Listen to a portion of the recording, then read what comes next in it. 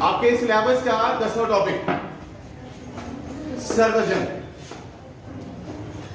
सर्द जंग से मुराद वज़ीर आज़म अमेरिका का मुल्क, अमेरिका और रशिया, ये दो ममालिक जो है आपस में, इनके दरमियान कभी झगड़ा नहीं हुआ, कभी लड़ाई नहीं हुई आमने सामने की। ये सियासत के मैदान में, खेल के मैदान में एक दूसरे को नीचा दिखाने के लिए कोशिश करते थे, लेकिन जंग कभी नहीं की। इसी वजह से सर्द जंग कहते हैं। उसी में आज का पॉइंट जो आपको पढ़ना है वो है सार्क। सार्क और शार्क दो अलग लफ्ज हैं। शार्क मछली है जो समंदर में रहती है, और एक है SAARC, South Asian Association for Regional corporation. South Asian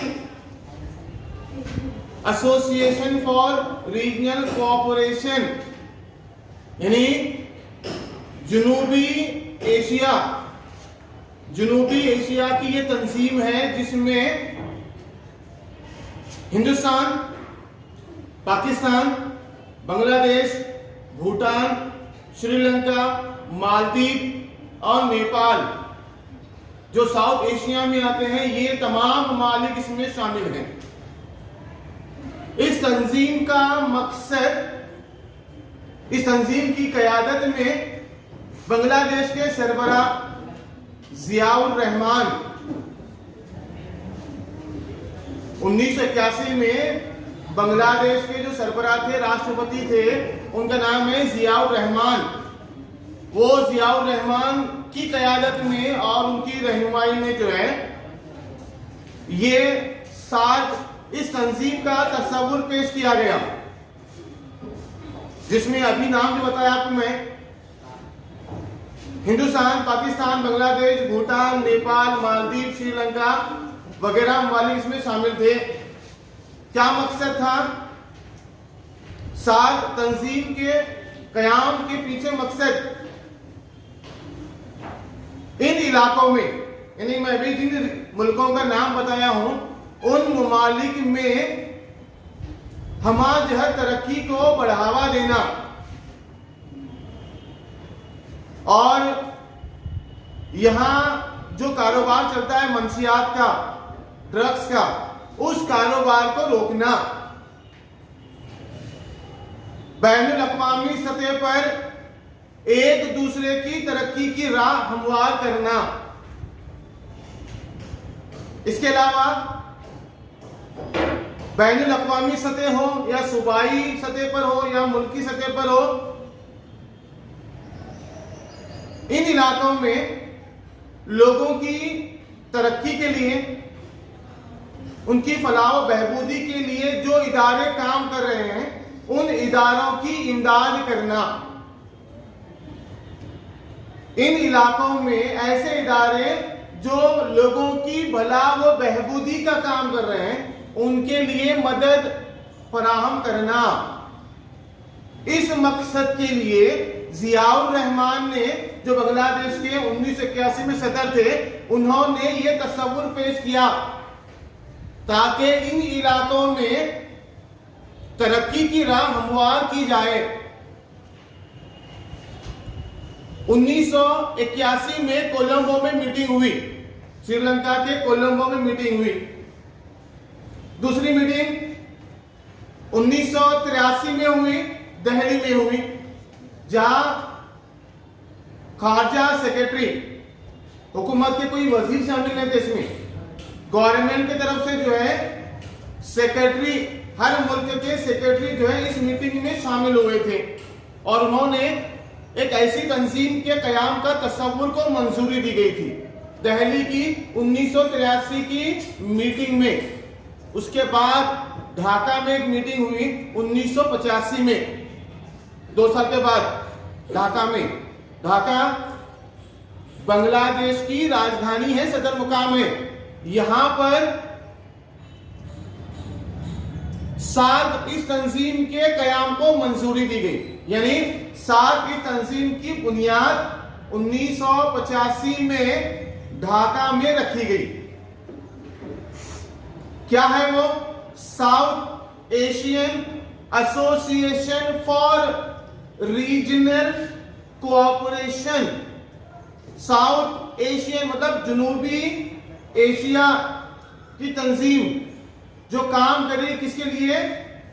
इलाकाई बाहमी इमदाद के लिए, कोऑपरेशन, एक दूसरे की मदद के जरिए काम करेंगे लोग, जिसका हेड ऑफिस, जिसका मरकज नेपाल में काठमांडू में बनाया गया। काठमांडू नेपाल की राजधानी है।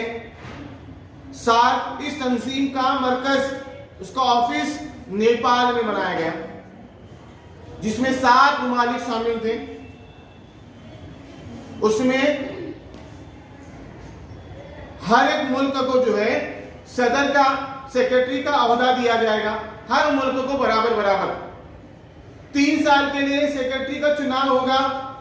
3 साल के लिए वो जो तंजीम है, 7 जो तंजीम है, उस तंजीम का सेक्रेटरी 3 साल तक रहेगा और हर मुल्क को बराबर नंबर से जो है उनको 3 साल के लिए वो ओहदा दिया जाएगा।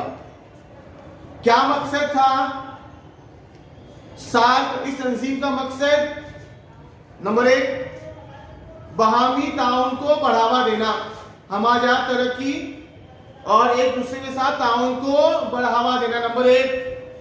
नंबर 2, मंशियात जो है, ड्रग्स, इसका जो कारोबार चलता था इन मुल्कों के दरमियान, तमाम मुल्कों ने इस बात को तस्लीम किया कि मंशियात की तिजारत को और मंशियात को जो फैलाव हो रहा है उसको मिलकर रोकेंगे सब लोग। दूसरा, तीसरा, इन मुल्कों में जो दहशतगर्दी चल रही है, टेररिज्म, आतंकवाद चल रहा है, दहशतगर्दी, उसको तमाम मुल्क मिलकर उसका खात्मा करेंगे।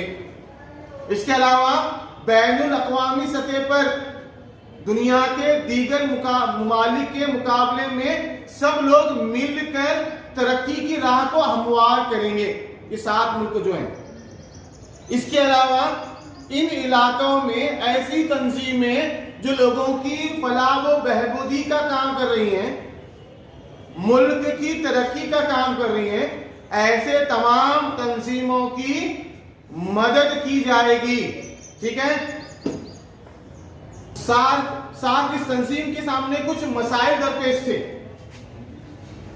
कुछ मसले थे, जैसे इन मुमालिक के दरमियान, मतलब जो 7 मुल्कों की तंजीम है SAARC, South Asian Association for Regional cooperation, cooperation मतलब इमदाद, बाहमी इमदाद, कोऑपरेशन, रीजनल मतलब इलाकाई, इनके सामने कुछ मसले थे। सबसे बड़ा मसला बढ़ती हुई आबादी, बढ़ती हुई आबादी इनके सामने सबसे बड़ा मसला। दूसरा बड़ा मसला इनके सामने दहशतगर्दी, आज भी ये मसले जैसे के वैसे बरकरार हैं। बढ़ती हुई आबादी, बढ़ती हुई दहशतगर्दी और इसके अलावा बढ़ती हुई बेरोजगारी, ये 3 बड़े मसले इन सार्क ममालिक के सामने थी। आज भी आपको अंदाजा होगा कि आज भी बढ़ती आबादी का बड़ा मसला है, दहशतगर्दी बड़ा मसला है और बेरोजगारी ये भी मसला जैसे के वैसा बरकरार है। आज भी इन ममालिक के सामने ये तमाम मसाइल दरपेश हैं, आज भी हैं। इसके अलावा इन्होंने कुछ कामयाबी भी हासिल की है। इन्होंने, ऐसा नहीं कि सब मसले थे, तमाम ये भी हैं, कुछ कामयाबी भी मिली है। कामयाबी क्या है?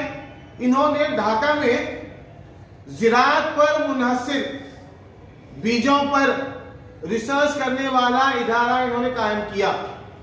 ज़िराअत की तरक्की के लिए इन्होंने एक इदारा कायम किया ढाका में।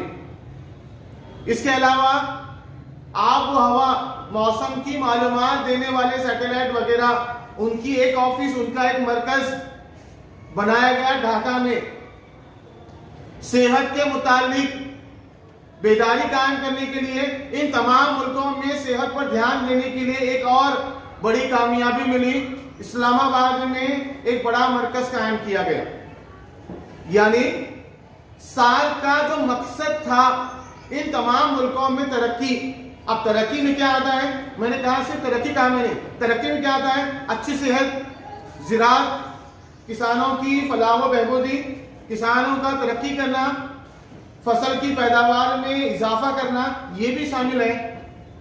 यानी इन इलाकों में, इन खित्तों में रहने वाले तमाम ममालिक और तमाम ममालिक के तमाम रियाया जो ज्यादातर ज़राअत पर मुनहसिर है, उनके लिए सार्क मुनाफा बख्श साबित हो, ये भी काम करना था। उसी के तहत ज़राअत से मुतालिक तहकीक करने वाला इदारा, आब व हवा पर तहकीक करने वाला इदारा, सेहत पर तहकीक करने वाला इदारा, ऐसे तमाम इदारे इन इलाकों में शुरू किए गए। ये इनकी बड़ी कामयाबियों में से एक कामयाबी है, इनकी ये तमाम कामयाबी में से।